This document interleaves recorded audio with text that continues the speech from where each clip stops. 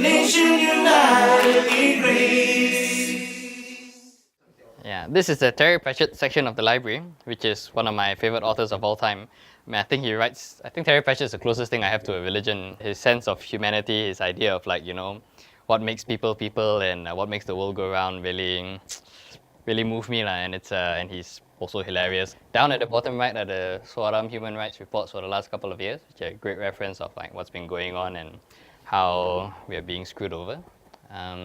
Star Trek, Star Wars. Star Trek's one of my favorite shows of all time. Lots of fun.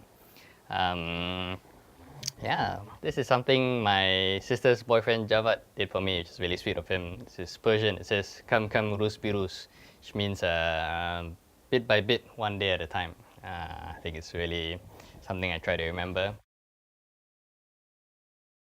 I often think about Malaysia the same way I think about family. You don't choose where you're born, and you don't choose who you're born to. And I think the relationship of Malaysians is again like the relationship of family. It's the people you grew up with, it's the people who are around you, and nothing you can do will ever change that. And I think that if you just allow them to sort of be themselves, allow Malaysians to kind of live their own lives together, once again, I think they really will come together in a very natural way, as they have, in the past. One of the bigger political problems that, again, you can see quite a lot on both sides of the spectrum and things like that is a culture of feudalism.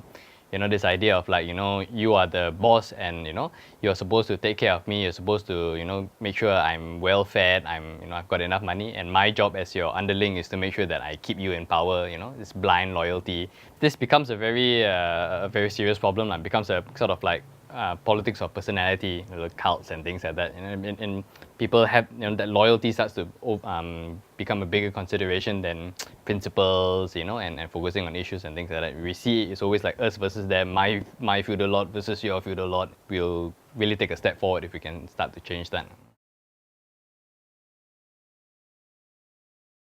We often talk about brain drain and things like that, and hope in the country, and I think a lot of people do lose hope, and you can understand why when you see what's going on. But I think it's very much a choice, choosing to believe whether Malaysia will turn out okay or whether it will turn out badly. I think it's really just a choice. There is no, I wouldn't believe anybody who said that they have enough empirical proof to show it's going one way or going the other. It's plausible to me that it'll get worse before it gets better, but I personally choose to believe it'll definitely get better.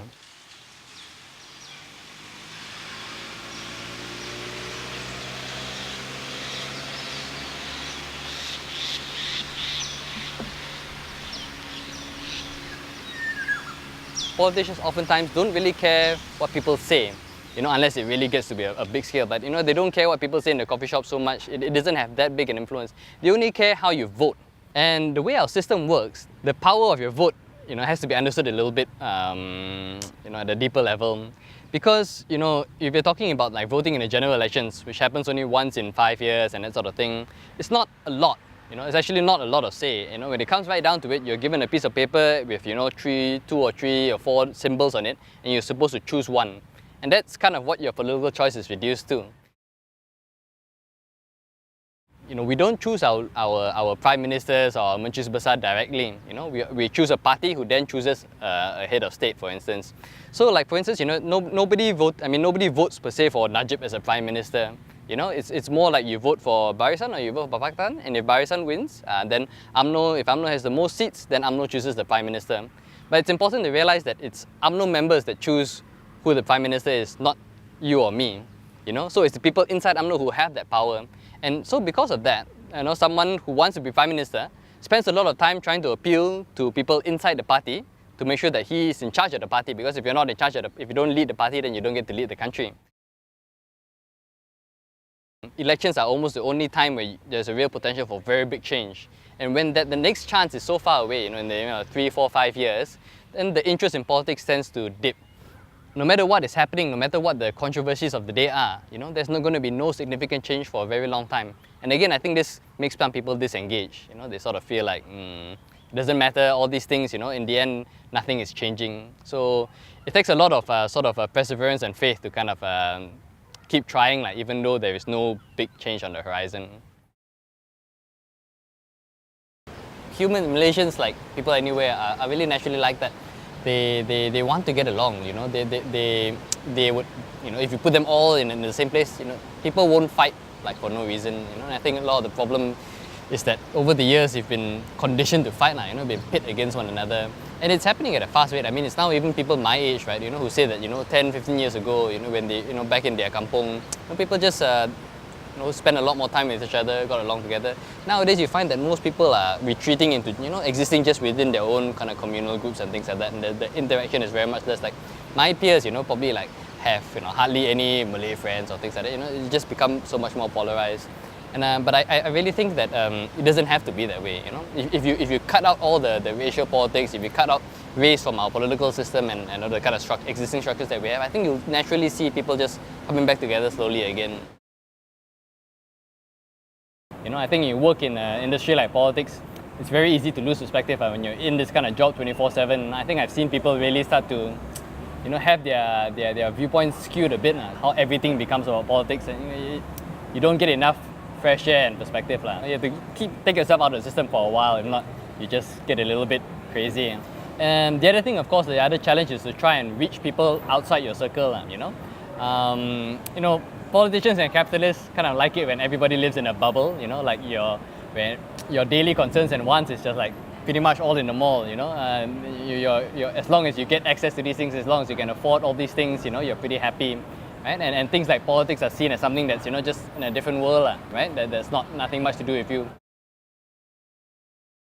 But of course, I don't believe in like trying to, everybody, you should listen to what we have to say, you should care about politics and things like that. I think the challenge is on us to try and sort of find a way to, write or express our ideas in such a way that makes sense and appeals to people, and gets them to of their own volition come out and try and think about things in a slightly different way and see that, there's a lot of things that are going on that actually do affect them, that will eventually creep their way into your malls and, the prices, all those things are affected.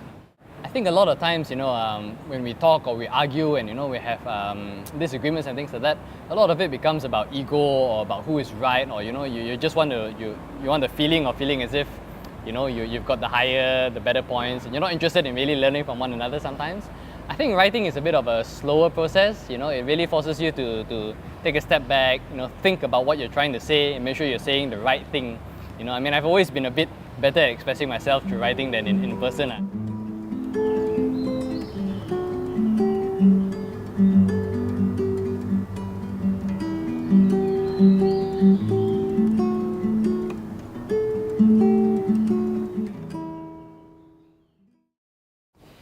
Yeah, so of course, one of the biggest problems that Malaysia is facing is corruption, right? And this takes place on a huge scale. But once again, I think the answer comes from below. As long as we are the kind of people who are willing to bribe cops to get out of something, willing to bribe the local law enforcement to get out of cleanliness for the restaurants and things like that, then this thing will happen forever. Of course, being realistic about it, it's also become so entrenched that you can't just, if you were to, let's say, stop all bribing of cops simultaneously in the whole of Malaysia, this whole segment of the economy will be crippled. That's how bad it's gotten now. The same a lot of things like drugs, prostitution. These kind of industries actually feed so many levels of government. The police, local law enforcement, immigration, things like that. It's all connected in this huge web, right? But so. It'll be a challenge, and it will require people to think differently and to think about, think outside the box in terms of finding solutions. But I think it can be done, of course, but just have to be smart about it.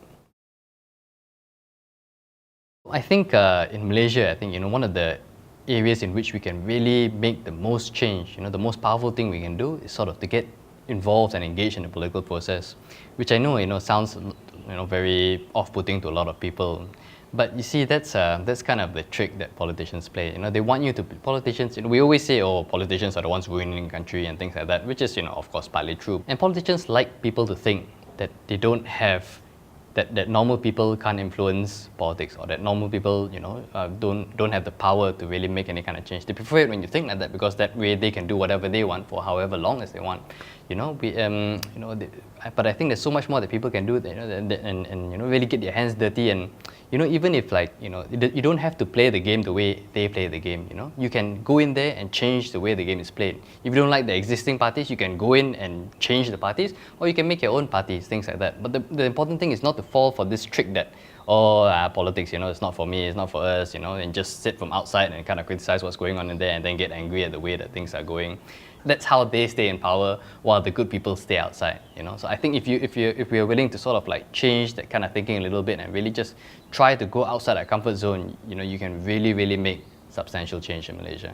I mean, I think definitely this is sort of like a worldwide trend, you know, as we get sort of more materialistic, you know, as you know, the world is, you know, in media and everything, we're inundated with like, oh, you really need to get the next iPhone, you really want to drive a BMW, you know, and that becomes our daily obsession and things like that. So all those other things that that's more important to care about, we're sort of being distracted by. And again, of course, it's all part of the game, like, you know, they're purposely distracting you so that you won't be paying attention to the real things, you know, that matter. They're kind of giving you the $5 in front of your face when they're back, on the other hand, they're stealing the $1,000 from, you know, where you are. So that's how the thing plays out now.